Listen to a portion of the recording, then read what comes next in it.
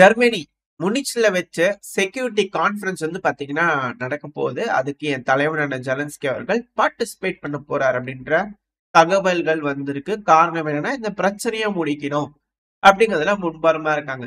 இந்த உலகத்தையே கூப்பிட்டு டாவோஸ்ல வச்சு சுவிட்சர்லாந்துல ஒரு மீட்டிங்கை நடத்தி அதை கொண்டு போய் ரஷ்யா கிட்ட கொடுக்கலாம் அப்படிங்கிறது போலாம் பேசினாங்க. அதாவது அது ஒரு வேடிக்கை என்னன்னா, நீங்களாம் கூடி பேசிடுவீங்க, அந்த சாராம்சத்தை கொண்டு போய் யார் ரஷ்யா கிட்ட கொடுக்கறது அப்படின்னு கேள்விகள் இருந்தது. அதுதான் நடந்துச்சு ஆக்சுவலா. அது நம்ம எல்லாம் பேசிக்கிட்டு இருந்தோம். எல்லாத்துக்கும் தெரியும். குழந்தைங்களுக்கு கூட தெரியும். இது என்ன இது அப்படிங்கிறது போல இருந்துச்சு. பட் இருந்தாலும் சுவிட்சர்லாந்துல எல்லாம் கூடுனாங்க. டீ, காஃபி, பிஸ்கெட் எல்லாம் சாப்பிட்டாங்க. எல்லாம் பேசினாங்க. காரசாரமான விவாதங்கள் இருந்தது. கையெழுத்து தான் யாரும் பெருசா போடல. உக்ரைனுக்கு யாரெல்லாம் உதவுனாங்களோ அவங்க தான் பெருமளவுல கையெழுத்துகள் போட்டாங்க. அப்புறம் சிறு சிறு நாடுகள் சொல்றதுக்கெல்லாம் ஓகேங்க ஐயா அப்படிங்கிறது போல சொல்லக்கூடிய நாடுகள், சில நாடுகள் வந்து பார்த்தீங்கன்னா கையெழுத்து போட்டாங்க. போட்ட நாடுகளும் இல்ல அது வேணாம், சரி வரலன்னு வாபஸ் வாங்கின கதையும் இருந்துச்சு. அதுக்கப்புறம் சில நாடுகள் நாங்க வம்படையா ஜாயின் பண்ணிக்கிறோன்ற கதையும் இருந்தது. ஏன்னா போறது நிறைய பேர் இருக்கனால சேர்றது சில நாடுகள் இருந்தாங்க அப்படிங்கிறதுலாம் இருந்துச்சு. ஆனா கடைசி வரைக்கும் யாரும் அது ரஷ்யா கிட்ட கொண்டு போய் கொடுக்கவும் இல்லை, அதை பத்தி பேசவும் இல்லை, எதுவுமே இல்லை. அதுக்கு ஒரு விளக்கம் வேற கொடுத்தாங்க. அதாவது ப்ரெஸ் கான்ஃபரன்ஸ்ல வந்து பாத்தீங்கன்னா நாங்க பேசிடுவோம், ரஷ்யாவே பார்த்து தெரிஞ்சுக்கிட்டு அதுக்கப்புறம் வந்து பாத்தீங்கன்னா அதுக்கு பதில் சொல்லுவாங்கன்ட்டு. அது எதுவும் நடக்கல, எதுவும் பெருசா எதுவும் எஃபெக்ட் ஆகல. அதே போல இது நடந்துருமா அப்படின்னு கேள்விகள் வர ஆரம்பிச்சிருக்கு. ஏன்னா முனிச் அக்ரிமெண்ட்ல இந்த பேசுறதுக்காக அந்த முனிச்ல கூடும்போது ரஷ்யாக்கு இன்விடேஷன் வச்சிருக்கீங்கன்னா இல்ல, பயனவர்கள் என்ன செஞ்சாங்களோ அதுதான் இங்கேயும் செய்யறாங்க. என்ன எல்லாரும் கூடி உட்காந்து இந்த ராம்ஸ்டெயின் மீட்டிங்ல யார் யாரெல்லாம் உக்ரைனுக்கு உதவுறீங்க, என்ன உதவிகள் செய்றீங்க அப்படின்னு கேட்கற மாதிரி இந்த முனிச் அக்ரிமெண்ட்ல உட்காந்து எல்லாரும் என்ன கதை சொல்றீங்க சொல்லுங்க அப்படிங்கிறது போல கேட்டு முதல்ல இவங்களுக்குள்ள தெளிவடைஞ்சுக்கலாம் அப்படிங்கிறது போல ஒரு எண்ணத்துல இருக்கிறாங்களா என்ன எதுக்கு தெரியல. கூட்டேன் இருக்கிறாங்க, கூடி உட்காந்து என்ன பேச போறாங்க, பிரச்சனையை முடிக்கிறதுக்காக என்ன மாதிரியான முடிவுகள் இருக்காங்க அப்படிங்கலாம் வெயிட் பண்ணி தான் பார்க்கணும். சரி, ஓகே. ட்ரம்ப் அவர்கள் தலைமையில வந்து பாத்தீங்கன்னா கெலாக் அவர்கள் அப்பாயிண்ட் பண்ணியிருந்தாங்க இந்த பிரச்சனையை முடிக்கிறதுக்கு. அவங்க தரப்புல முதல்ல ஏதாவது ஒரு வேணும்ல, சாராம்சம் இருக்கணும். முதல்ல அமெரிக்கா தெளிவா இருக்கிறாங்களா அப்படின்ற ஒரு எண்ணம் இருக்கணும் இல்லையா? இப்ப அதுக்கான ஏதோ ஒரு தகவல்கள் கிடைச்சிருக்கா, வெளியே வந்திருக்கானா? ரொம்ப கப்புச்சுப்புன்னு இருக்காங்க. அவங்க தரப்புல இருந்து எதுவும் சொல்லல. ஆனா இப்படி எட்டி பார்த்து சொல்றது, எடுத்துட்டு வந்து சொல்றது, சில பேர் தெரியாத அபிஷியல்ஸ்லாம் வந்து பாத்தீங்கன்னா சொல்றது, இது போல விஷயங்கள்லாம் இருக்கும்ல, அது போல தகவல்கள் வழக்கம் போல வந்திருக்கு. என்னன்னா, ரஷ்யா பிடிச்சிருக்கிற பகுதியில ரஷ்யாக்குன்னு ஒத்துக்கணும். நேட்டோல சேர்றேன்லாம் ஆட்டம்லாம் பண்ணக்கூடாது. அதெல்லாம் மறந்துடணும், அடியோடு மறந்துடணும். அதுக்கடுத்து வந்து பாத்தீங்கன்னா நார்மலா, அதாவது நார்மலா பேசிக்கக்கூடிய விஷயங்கள் தான். அதுல எக்ஸஸா எந்த ஒரு பிட்டும் கிடையாது. அப்புறம் உக்ரைனுக்கு ரீகன்ஸ்ட்ரக்ஷன் பண்றதுக்கான சில பல காசுகள், இது போல விஷயங்கள்லாம் வந்து பாத்தீங்கன்னா பண்றா அப்படிங்கிறது போல பேசிக்கிறாங்க. இதுல என்ன ஒரு ஹைலைட்னா, உக்ரைன்ல வந்து ரஷ்ய தரப்புல இருந்து என்ன கேட்டு இருந்தாங்கன்னா, அவங்க துருக்கியில உட்காந்து பேசுனது என்ன கேட்டு இருந்தாங்கன்னா, ரஷ்ய மொழி அபிஷியல் மொழியா செகண்ட் லாங்குவேஜா இருக்கணும் உக்ரைன்ல. உங்க மொழி மொழி, எங்க மொழி 2வது மொழியா இருக்கணும். 2வது அங்க இருக்கக்கூடிய எங்க நபர்களை பார்த்து ஜாக்கிரதையா பார்த்துக்கணும். சும்மா அவங்கள படுகொலை பண்றது, இது போல வேலைகள்லாம் செய்யக்கூடாது. 2வது எங்க சர்ச்சு மேல தாக்குதல் பண்றது, அங்க வந்து அசிங்கம் பண்ற வேலையெல்லாம் வச்சுக்க கூடாது அப்படிங்கிறது போல தெளிவான விஷயங்கள் இருந்தது. இந்த டொனஸ்க், லுகான்ஸ்க் எல்லாம் நீயே வச்சுக்க, ஒன்றும் பிரச்சனை இல்லை, நாட்டோல சேராது அப்படிங்கிறது போல இருந்தது. அந்த கிரீமியா வந்து பாத்தீங்கன்னா அவங்க கட்டுப்பாட்டுக்குள்ளதான் இருக்கும். அதாவது ராணுவ கட்டுப்பாட்டுக்குள்ள இருக்கும். பகுதி உங்களுதான் இருக்கலாம், அது அப்புறம் பேசிக்கலாம் 1 வருஷம் கழிச்சு அப்படிங்கிறது போல ஒரு அக்ரிமெண்ட்டுக்காக கேட்டிருந்தாங்க. இதுபடி பார்த்திருந்தா எல்லாமே உக்ரைனுக்கு நல்லதுதான் அப்படிங்கிறது போலதான் இப்ப வரைக்கும் தோணுது, இருக்கக்கூடிய விஷயங்களை வச்சு பார்க்கும்போது. பட் இருந்தாலும் இப்ப இந்த அக்ரிமெண்ட்ல மிஸ் ஆகுறது அந்த ரஷ்யா மெயினா வைக்கக்கூடிய சாராம்சம். ரஷ்யாக்கு தேவை உக்ரைன்ல ரஷ்ய மொழி இருக்கணும், அங்க அவங்களோட சர்ச்சை இருக்கணும். அதாவது கருப்பு வெள்ளை இந்த சண்டையில வந்து பாத்தீங்கன்னா மிக முக்கியமான ஒரு விஷயம் ரஷ்ய தரப்பு வந்து கேட்கிறாங்க. ஆக்சுவலா அது எதுக்குன்னா, ரஷ்யாவோட கதையே, அதோட ஆரிஜினே வந்து பாத்தீங்கன்னா கிரீம்ல இருந்துதான். இப்ப அதுலயே வந்து பாத்தீங்கன்னா உக்ரைன்லயே வந்து ரஷ்யாவே இல்ல அப்படின்னு புடுங்கி எடுத்து என்டையரா பண்றதுங்கிறது ரஷ்யாவுக்கு விருப்பமா இருக்காது. மேபி ரஷ்யா இந்த பேச்சுவார்த்தைக்கு ஒத்துக்க மாட்டாங்க, இந்த டேர்ம்ஸ் ஒத்துக்க மாட்டாங்க. கண்டிப்பா ரஷ்ய மொழி இருக்கணும் அப்படிங்கிறதுல ரஷ்யா தெளிவா இருப்பாங்க அப்படிங்கிற சொல்லப்பட்டு வருது. பட் ஆனா வெயிட் பண்ணி தான் பார்க்கணும். ஒத்துக்கிட்டாலும் ஆச்சரியப்படுறதுக்கு அப்படின்னு சில அனலிஸ்ட் வந்து கருத்துக்கள் இருக்கு. இது ஏன்னா ரஷ்யாவுக்கு பெனிஃபிட்டா தான் இருக்கு. ரஷ்யா பிடிச்ச பகுதியில ஒத்துக்குறாங்கல்ல, உக்ரைன் வந்து ஆமா அதெல்லாம் நீங்களே வச்சுக்கங்க அப்படிங்கிற சொல்றாங்க இல்லையா, வந்து பின்வாங்க அப்படிங்கிறதெல்லாம் சொல்லப்பட்டு வருது. ஸோ வெயிட் பண்ணி பார்ப்போம். முனிச் அக்ரிமெண்ட் நடக்கணும், என்ன மாதிரியான சாராம்சம் வருது, அதை யார் கொண்டு போய் ரஷ்யாட்ட கொடுக்க போறா? ட்ரம்ப் அவர்களே இங்க பாருப்பா இதெல்லாம் பேசியாச்சு, இதாங்க இது பார்த்து செய் அப்படிங்கிற போல அல்டிமம் கொடுக்க போறாரா அப்படிங்கிற கேள்வி இருக்கு. மார்க்கோ ரூபியோ அவர்கள் எப்படி அல்டிமம் பனாமா, மெக்சிகோ, கனடா இவங்களுக்குலாம் வந்து சாங்ஷன் போடுவேன்னு மிரட்டிட்டு இருக்காங்க. அதே போல ரஷ்யாக்கு எக்ஸஸா பண்ணுவேன்னு மிரட்டுவாங்களா அப்படின்ற கேள்விகள் இருக்கு. என்ன நடக்க போகுதுன்னு தெரியல. வெயிட் பண்ணி பார்ப்போம். அதே பழைய குருடி கதவு தரடி அப்படிங்கிறது போலதான் இருக்கு. சரி, ஓகே. இப்ப மெயினான விஷயத்துக்கு வந்துடலாம். இப்போ இந்த கர்ஸ்க் பயலுக்குள்ள குடையறாங்க இல்லையா? அப்படி குடைஞ்சதுல 5 கிலோமீட்டர் வரைக்கும் முன்னேறி இருக்கிறது ஐஎஸ்டபிள்யூ அப்படின்னு சொல்லிக்கிறாங்க. ஆனா ஆக்சுவல் ஃபேக்ட் வந்து பாத்தீங்கன்னா, இந்த கர்ஸ்க் பையில இந்த மேப் எடுத்துக்கிட்டீங்கன்னா ரைட் சைடு, அதாவது சுதால இருந்து ரைட் சைடுல இந்த மேப் நம்ம பார்க்க வச்சு சொல்றேன். அதாவது தெற்கு, அந்த கர்ஸ்க் பையில வச்சுன்னா தெற்கு, தென் மேற்கு, தென் கிழக்கு அந்த சைடுல வச்சுக்கோங்க.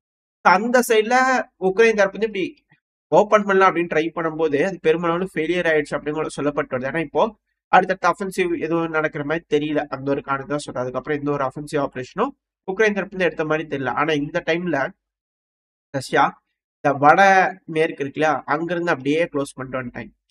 இப்படி இருந்தது இப்படி க்ளோஸ் ஆயிட்டு வந்திருக்கு. கொஞ்சம் ஈஸி பண்ணி கொடுத்துருக்காங்க, அவ்வளவுதான். மற்றபடி எதுவும் இல்ல. நம்ம மஸ்ட் சொல்லியிருந்தோம்ல, அந்த டூத் பேஸ்ட் பிதுக்கும் போது மேல வருதுன்னு, இப்ப சைட்ல பிதுங்கிட்டு வந்திருக்கு, அவ்வளவுதான். மற்றபடி எதுவும் இல்ல. பெருசா எதுவும் நடந்த மாதிரி தெரியல. ஆனா டிலே ஆகுது, அதுதான் இங்க இருக்கக்கூடிய விஷயம். இந்த பேச்சுவார்த்தைக்கு ஏன்பா ஏதாவது இது பேசுங்கப்பா, இது ஏதாவது வச்சுக்கிறோம்ல எங்க கிட்ட, இதுக்கு ஏதாவது கேட்டு வாங்கி கொடுங்க எங்களுக்கு அப்படிங்கிறது போல அதுக்காக வச்சுக்கிறாங்க அப்படிங்கிறது மட்டும் புரிஞ்சுக்க முடியுது. ரஷ்யா பெருமளவுல எதுவும் ஆர்வம்லாம் காட்டல, இன்ட்ரெஸ்டோ ஃபாஸ்ட்லாம் எதுவும் பண்ணல.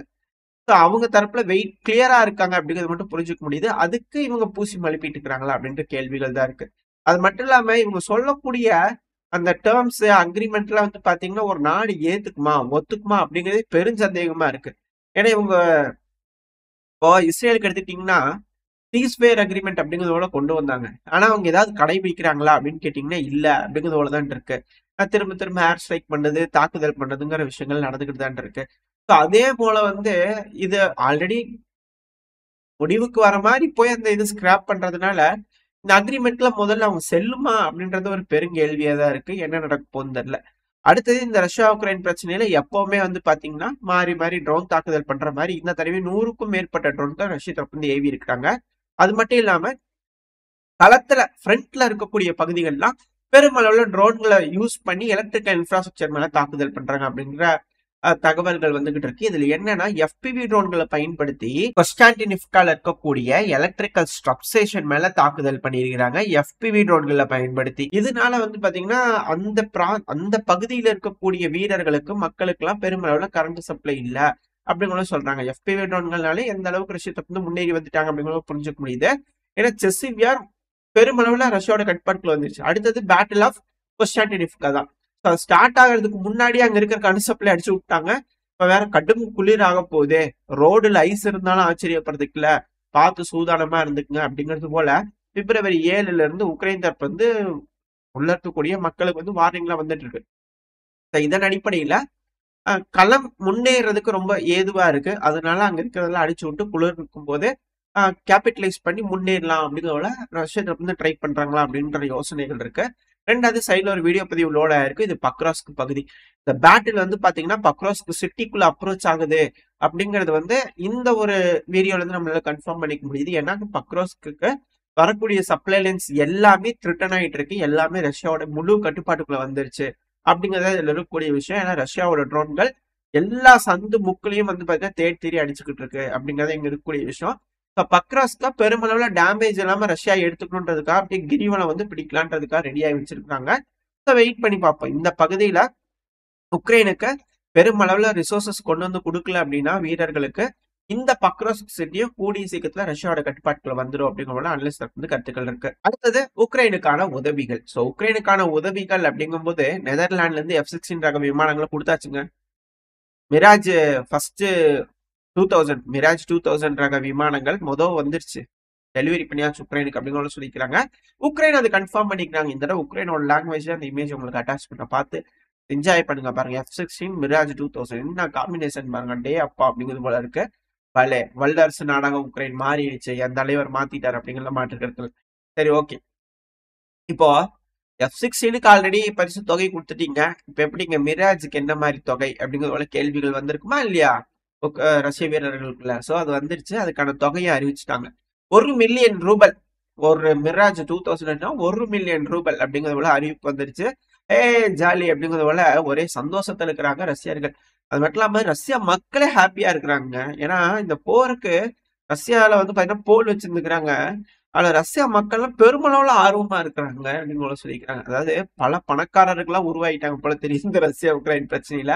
பலரும் இந்த டேங்க் அடிச்சு, அத அடிச்சு நெறைய இன்சென்டிவ் வாங்குறாங்க போல தெரியுது ரஷ்ய வீரர்கள். ஸோ அதனால அவங்க மக்கள் வந்து பார்த்தீங்கன்னா, ரொம்ப பிடிச்சிருக்கு உக்ரைன் எதிர்சாட்டை பிடிக்கிறதுக்கு அப்படிங்கிறாங்க. இது என்னது? என்ன மாரியான பிம்பத்த உருவாக்குறீங்க அப்படிங்கிறது தெரியல.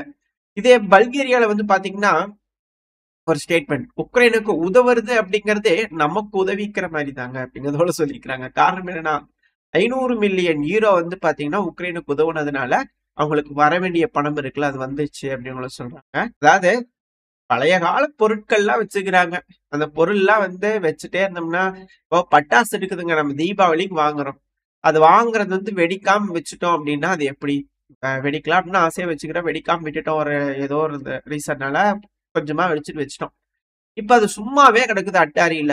இப்ப அது வந்து பழைய பட்டாசு நவுத்து போச்சுப்பா. வெடிக்காது அப்படின்னு சொன்னாலும் பரவாயில்ல. நான் ஏதோ பண்ணிக்கிறேன். எனக்கு பட்டாசு மட்டும் கொடுங்க. வச்சு வேடிக்கை பார்த்துக்கிறேன் அப்படின்னு ஒருத்தவங்க கேட்கறாங்க அப்படின்னா, அந்த பட்டாச டபுள் விலைக்கு வாங்கிக்கிறேன் அப்படிங்கும்போது சந்தோஷம் தானே.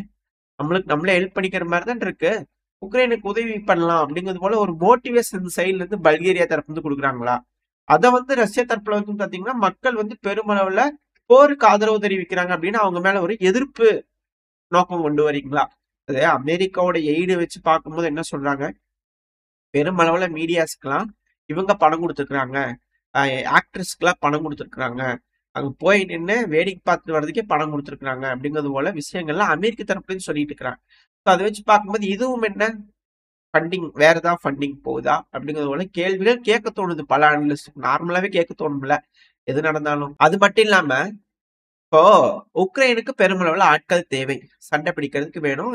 பெருமளவுல வளச்சு வளச்சு பிடிச்சிருக்காங்க. அதாவது ஒரு சைடு ரஷ்யாக்கு எதிர்த்தா நெகட்டிவிட்டி. ஒரு சைடு உக்ரைனுக்கு ஆதரவுகள் பெருகுது. பிரச்சனையை முடிக்கிறதுக்காக அழுத்தங்கள் குடுக்கறதுக்கு அமெரிக்காவும் தயாரா இருக்கிறதா சொல்றாங்க. இப்ப உக்ரைனை பாதுகாக்கிறதுக்கு ஆளுங்க மட்டும் தேவையா இல்லையா? இப்ப அது வம்படையா புடிச்சிட்டு போயிட்டு இருந்தாங்க இல்லையா? இப்போ உக்ரைனோட ஆர்ம்டு ஃபோர்ஸோட அதாவது லேண்ட் ஃபோர்ஸோட கம்யூனிகேஷனோட ஹெட் இருப்பார் இல்லையா? அவரு தரப்புல வந்து பாத்தீங்கன்னா பேட்டி கொடுக்க ஆரம்பிச்சிருக்காங்க. உக்ரைன் தரப்புல சைட்ல வீடியோ பதிவுகளோட இருக்கும். என்ன சொல்லிக்கிறாருன்னா, இதுக்கு மேல உக்ரைனோட மக்களுக்கு மரியாதையா நடத்தணுமா இல்லையா? தன்னால அவங்க தப்பு பண்ணிட்டாங்க டிசிசி எம்ப்ளாயிஸ். இதுக்கு மேல மரியாதையா நடத்துவாங்க. நான் உறுதி குடுக்குறேன். மரியாதையா நடத்துவாங்க அப்படிங்கிற மாதிரி ஒரு தரப்பு வந்து உறுதி கொடுத்துருக்காங்க. எப்படி பூலிஸ் வச்சு கால்ல உதைக்காம எப்படி அப்படிங்கிற கேள்வி இருக்கு.